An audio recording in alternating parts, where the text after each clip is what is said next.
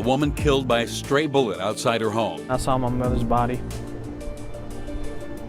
and I saw that she had a wound to the head. A 911 call for help sent to the wrong police department. She gave them the address, and then they told her this is the wrong county. Her death exposing serious concerns over public safety. Sectors of that cell tower that were routing to Aurora when really they should have been routing to Denver. Tonight, a major wireless company now vowing to fix the problem, not just here, across the country. We'll be able to see the light at the end of the tunnel.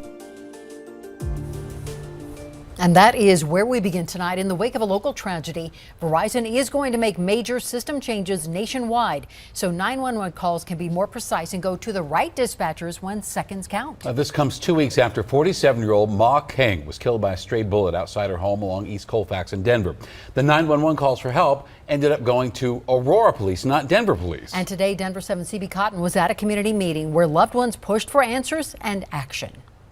I'm here sharing some of the things they've shared with me. With each passing day, emotions have grown. I'm out here every day. And those feelings pack this community room at Hidden Brook Apartments for the second time in a row. Ma's death has brought to the surface repeated patterns of public safety failure in our community. Many here knew Ma Kang, a community leader who died outside the apartment complex after witnesses say she was shot and killed by a stray bullet. 911 calls from her son and others should have gone straight to Denver dispatchers, but they didn't. And Kang's son says it was time wasted. Would you guys want to be transferred to a different department when calling because of your cell phone service? On Wednesday, Denver's 911 director Andrew Damron tells the crowd he doesn't have a solution to heal their pain. I appreciate your willingness to hear us out. But he and the wireless provider, Verizon, have found one that will hopefully keep this from happening ever again. They actually found that the cell tower that those 911 calls were hitting, that's actually just across Yosemite from the apartment complex, was programmed incorrectly. There were sectors of that cell tower that were routing to Aurora when really they should have been routing to Denver. Damron says as of Wednesday morning, the cell tower has been fixed, but he and others have been advocating for Verizon to also incorporate a technology more precise than a cell tower, one called location-based routing. AT&T and T-Mobile have begun implementing over the last year or so. And now, following outcry from Kang's death, Verizon tells Denver 7 in a statement they'll begin implementing location-based routing in Colorado and across the entire country come 2023. Denver 911 has requested a complete audit of all the cell towers on the city's borders to make sure calls are being properly routed. In the newsroom, I'm CB Cotton, Denver 7. According to computer-aided dispatch reports obtained by Denver 7, despite the misrouted 911 calls, officers and paramedics arrived on scene in less than 5 minutes after Kang was shot. Metro Denver Crime Stoppers is offering a $10,000 reward for information leading to an arrest in this case. The number to call is 720-913-7867. You can call and be anonymous. Well, tonight we are learning more about the efforts of a Loveland mother to protect her family from the man police say eventually killed her and her teenage daughter. Police say 41-year-old Lindsay Dom and 16-year-old Meadow Sinner were shot to death last Thursday at their home by Dom's ex-boyfriend, Javier Acevedo. A timeline released by Loveland PD shows Dom was granted a temporary protection order against Acevedo in September of 2021. That same month, the court denied a permanent order and the temporary order was vacated. 2 months later, a mandatory criminal protection order was issued against Acevedo. That order protected 2 of Dom's children. This past January, Dom reported to police that Acevedo had possibly violated that order.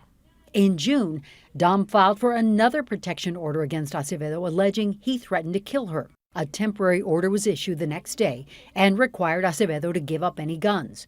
That order would be vacated later that month when a permanent order was denied. In July, police were called to Dom's home for a report of illegal activity. Police believe that call was placed by Acevedo posing as a neighbor. Just 2 days before the shooting, Loveland police received a report that Acevedo had threatened to kill his wife.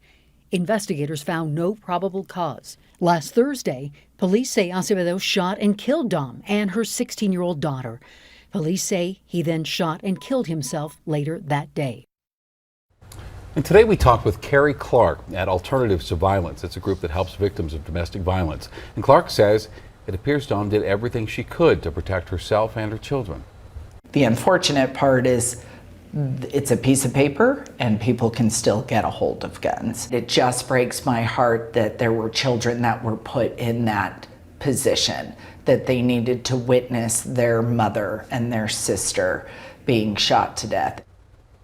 If you or someone you know is a victim of domestic violence, there is help available. The National Domestic Violence Hotline is open 24/7. There's a number on your screen, 800-799-SAFE. You can also text START to 88788. Some families are out of their homes tonight, displaced after a fire left their home severely damaged. It happened on Whitaker Drive, just a few blocks from Quincy Reservoir in Aurora. Denver 7's Rob Harris has been there all evening, and Rob, thankfully no one was hurt. Do we know yet anything about how this fire started? Unfortunately, Ann, we don't have too many answers like that right now. We do have investigators still on scene at this hour working on the scene behind me, trying to learn more of those details. What we do know is the house directly behind me was destroyed in the fire, and then the houses on either side experienced extensive damage through the fire. The call came in 2:45 p.m., and we actually tracked down the man who made that call to 911. I hope this can all just, be rebuilt. Robert Lease has called this neighborhood home off and on for decades. But it's safe to say today was full of firsts for him and his neighbors. I was sitting at my table eating, and I smelled something, and I'm a cigarette smoker.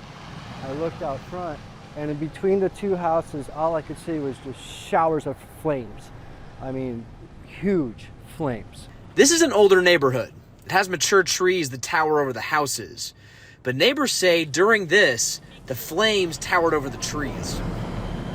Got the phone, dialed 911, and I also grabbed my hose, I turned it on, I just started getting stuff wet. I'm like, whatever it takes, to help stop, whatever. I'm gonna do that part. The urgency galvanized the entire neighborhood. While Robert Lease dialed 911 and wet the nearby lawn, other neighbors ran towards the flames. Other neighbors are breaking into the homes, knocking down doors, trying to make sure everyone is okay.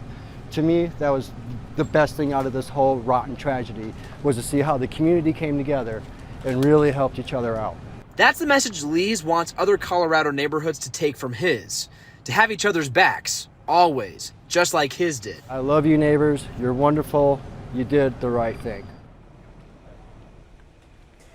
Aurora Fire tells us that investigators will be on scene here into the night to keep looking into this. The main questions they're trying to answer at this point is how this fire started and also where exactly it started.